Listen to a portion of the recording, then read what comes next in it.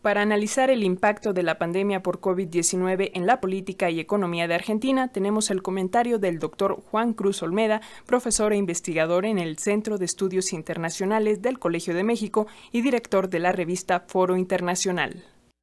La vida política y económica se encuentra literalmente suspendida en Argentina desde hace ya casi 4 meses. Por un lado, la llegada al país del coronavirus y las medidas rígidas que el gobierno nacional impuso al respecto han hecho que este sea el principal tema en la agenda pública. Por el otro, el proceso de renegociación de la deuda externa que el Estado argentino viene llevando adelante, aún sin acuerdo con los principales acreedores del país, ha generado que los actores económicos, en el marco además de la parálisis derivada de la pandemia, prefieran aguardar a que la situación se defina antes de tomar cualquier decisión importante. Esta combinación ha llevado a que desde mediados de marzo el país esté funcionando a media marcha. Al igual que fue el caso en el resto de la región, los primeros casos de coronavirus que se registraron en Argentina fueron importados, principalmente de viajeros que retornaban de Europa y Estados Unidos. Cuando el virus comenzó a extenderse, el presidente Alberto Fernández impulsó una cuarentena obligatoria que se extendió a todo el territorio nacional y contó no solo con un importante apoyo inicial de la población, sino de las diferentes fuerzas políticas. Para muchos, el hecho de que el presidente anunciara las principales medidas acompañado de las figuras más relevantes de la oposición, como el jefe de gobierno de la Ciudad de Buenos Aires, Horacio Rodríguez Larreta, fue un signo de madurez política que hacía tiempo no se observaba en el país. Algunos analistas se adelantaron inclusive a identificar este consenso como el principio del fin de la polarización que ha experimentado el país en tiempos recientes.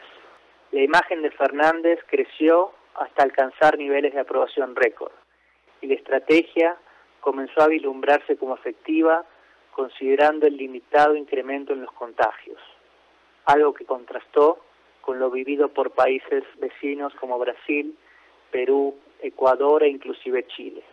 Este clima observado hacia finales de marzo y principios de abril empezó sin embargo a modificarse con el paso de las semanas y la decisión gubernamental de extender la cuarentena obligatoria, que en principio iba a durar solo 15 días.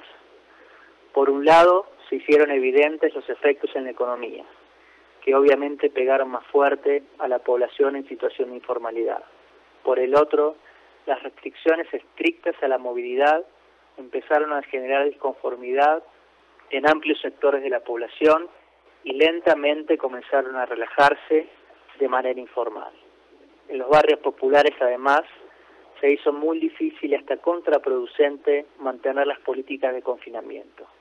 Lo anterior llevó a tomar medidas para retomar actividades económicas y permitir a la población realizar prácticas al aire libre, como el running o paseos familiares. El malestar comenzó a crecer, sin embargo, al contrario de reducirse, la cantidad de casos comenzó a crecer en las últimas semanas, particularmente en la Ciudad de Buenos Aires y la zona conurbada. En dicha área ha vuelto a regir desde el pasado 1 de julio una cuarentena casi total, aunque la buena noticia es que en la mayoría de las otras provincias los casos nuevos han sido muy pocos y muchas han inclusive permitido la reapertura de negocios, restaurantes y bares. A pesar de esto último, los datos de la economía son muy negativos y algunas estimaciones establecen que el PIB caerá este año más de 10 puntos, algo no observado desde hace décadas.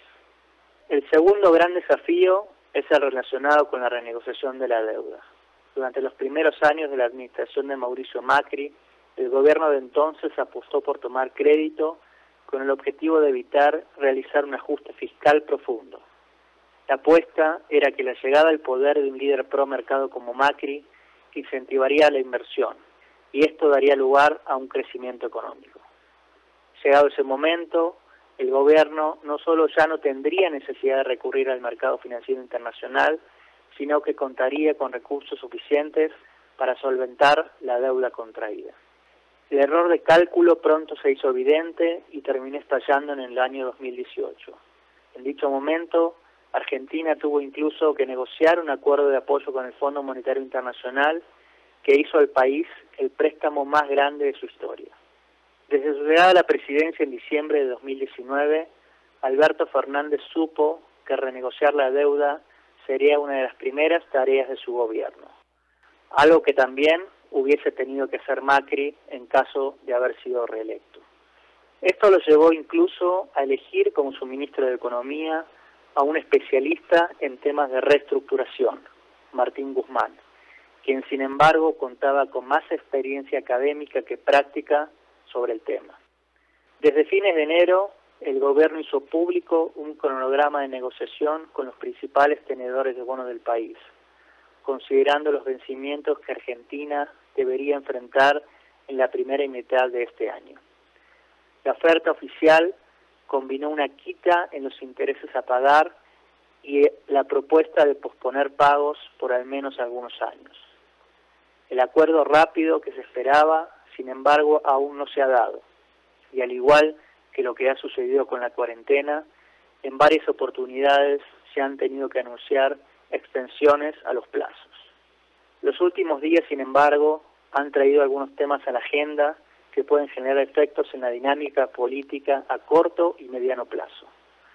Por un lado, una investigación judicial destapó una red de espionaje que operó durante el gobierno de Macri, impulsada, según se sospecha, desde las más altas esferas del poder. Las actuaciones han llevado a la detención de varios exfuncionarios vinculados a los servicios de inteligencia y un allanamiento a la casa del ex secretario privado del anterior presidente.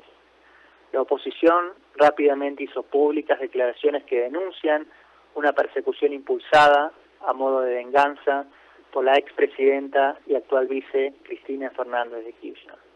Por otro lado, ayer la policía encontró el cadáver de un exsecretario de Cristina, quien había declarado en contra de la mandataria en una causa por corrupción. Aún no están claros los móviles del hecho y las primeras investigaciones parecen apuntar a cuestiones personales. Varios líderes de la oposición han salido, sin embargo, a cuestionar esta idea y a denunciar que existe un trasfondo político. De manera inevitable, han surgido comparaciones con la aún irresuelta muerte del fiscal Nisman.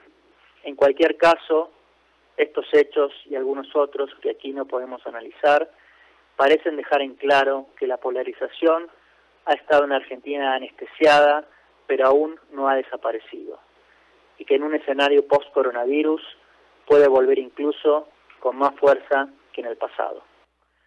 Para Radio Educación, Juan Cruz Olmeda, profesor investigador del Centro de Estudios Internacionales del Colegio de México.